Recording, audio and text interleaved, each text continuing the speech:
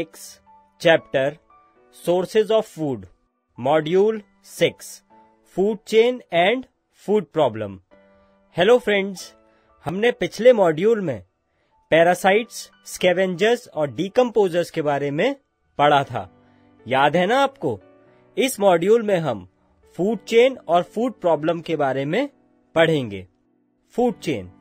Friends, हम जानते हैं कि अर्थ पर एनर्जी का अल्टीमेट सोर्स सन है। The ultimate source of energy on the earth is the sun. लेकिन फ्रेंड्स, एनिमल्स अपनी सारी एक्टिविटीज को करने के लिए सन की इस एनर्जी को डायरेक्टली यूटिलाइज नहीं कर सकते। सिर्फ ग्रीन प्लांट्स ही हैं जो इस सोलर एनर्जी को यूटिलाइज कर सकते हैं और फूड प्रिपेयर कर सकते हैं।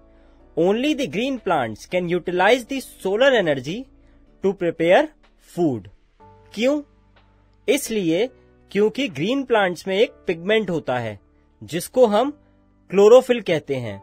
ये क्लोरोफिल सोलर एनर्जी को ट्रैप कर लेता है, जिसकी वजह से ग्रीन प्लांट्स फूड प्रिपेयर कर पाते हैं। समझ आया फ्रेंड्स आपको? So why can only green plants utilize the solar energy to prepare food? It is because the green plants contain a pigment called chlorophyll that traps the solar energy. Friends, जब animals इन green plants को खाते हैं तब उनको ये energy मिलती है। Animals get energy by eating the green plants. जैसे डियर, जो कि एक हर्बीवोर है, वो ग्रीन प्लांट्स खाता है तो उसको ये एनर्जी मिलती है। और इसी तरह एक कार्निवोर जैसे लायन इस डियर को खाता है तो लायन को एनर्जी मिलती है। तो ऐसे ही फ्रेंड्स, सारे एनिमल्स, चाहे वो हर्बीवोर हो या कार्निवोर हो, अपने फूड के लिए डायरेक्टली या इनडायरेक्टली प्लांट्स पर डिपेंडेंट होते हैं। दस ऑल एनिमल्स, वेदर हर्बीवोर्स और कार्निवोर्स, डायरेक्टली और indirectly depend on plants for food. समझ आया फ्रेंड्स आपको? ऑर्गेनिजम्स के बीच इस फीडिंग रिलेशनशिप को हम फूड चेन कहते हैं। क्या कहते हैं? Food chain.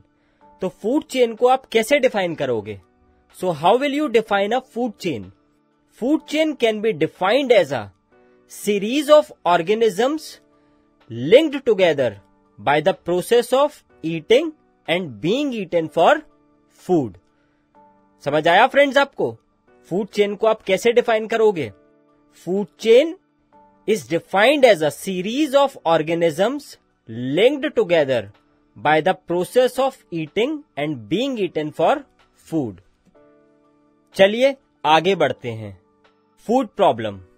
फ्रेंड्स, हमारी कंट्री में बहुत सारे लोग ऐसे हैं जिनके पास खाने के लिए इनफ फूड नहीं है।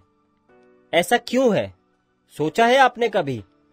ऐसा इसलिए है क्योंकि वहां पर फूड की शॉर्टेज है।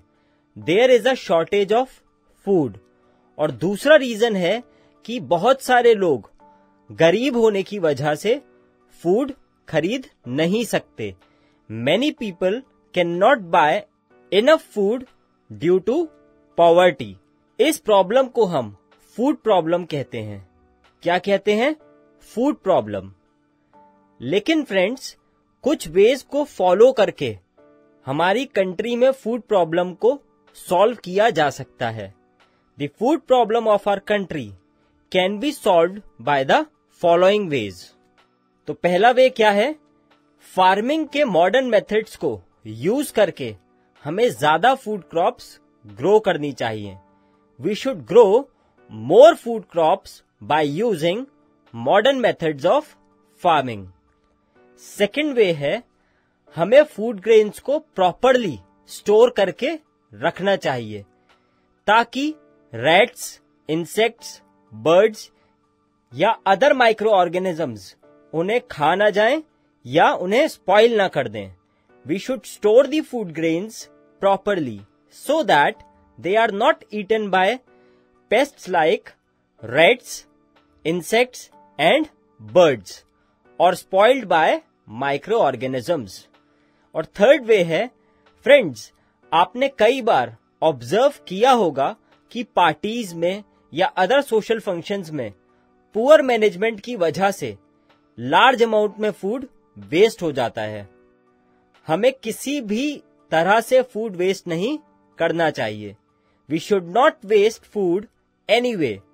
हमें उतना ही खाना लेना चाहिए जितना हम खा पाएं। हमें सारा फूड कंज्यूम करना चाहिए जितना हमने अपनी प्लेट में लिया है। We should not take more food than we can eat. We should consume all the food we take on our plate. तो समझ आया फ्रेंड्स आपको कि फूड प्रॉब्लम क्या होती है और कैसे हम इसे सॉल्व कर सकते हैं। गुड, चलिए इस मॉड्यूल में हमने अब तक क्या पढ़ा, एक बार मेन पॉइंट्स को रिवाइज कर लेते हैं। तो सबसे पहले हमने पढ़ा था the ultimate source of energy on the earth is the sun. फिर हमने आपको बताया था कि सिर्फ ग्रीन प्लांट्स ही इस एनर्जी को यूटिलाइज करके फूड प्रिपेयर कर सकते हैं। Only the green plants can utilize the solar energy to prepare food because the green plants contain a pigment called chlorophyll that traps the solar energy. फिर उसके बाद हमने पढ़ा था कि सारे एनिमल्स, चाहे वो हर्बीवोर्स हो या कार्निवोर्स हो, डायरेक्टली या इनडायरेक्टली प्लांट्स पर डिपेंडेंट होते हैं। किसके लिए? अपने फूड के लिए। ऑल एनिमल्स, वेदर हर्बीवोर्स और कार्निवोर्स, डायरेक्टली और indirectly depend on plants for food. फिर हमने आपको बताया था what is food chain. Food chain can be defined as a series of organisms linked together by the process of eating and being eaten for food. फिर हमने पढ़ा था many people in our country do not get enough food to eat. Why?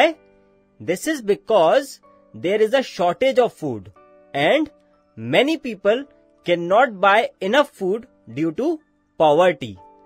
This is called food problem. फिर हमने last पढ़ा था food problem in our country can be solved by growing more food crops and storing them properly and by not wasting the food in any way. तो friends, आपने इस module के main concepts को भी revise कर लिया and I hope आपको ये मॉड्यूल अच्छे से समझ आ गया होगा और इस पर बेस्ड एग्जाम में आने वाले क्वेश्चन के आंसर्स आप अच्छे से लिख पाओगे। चलिए अब एक्सरसाइज करते हैं। एक्सरसाइजेस को करने के बाद इनके कंप्लीट आंसर्स आप अपनी नोटबुक में लिखकर जरूर प्रैक्टिस करिएगा। चलिए स्टार्ट करते हैं।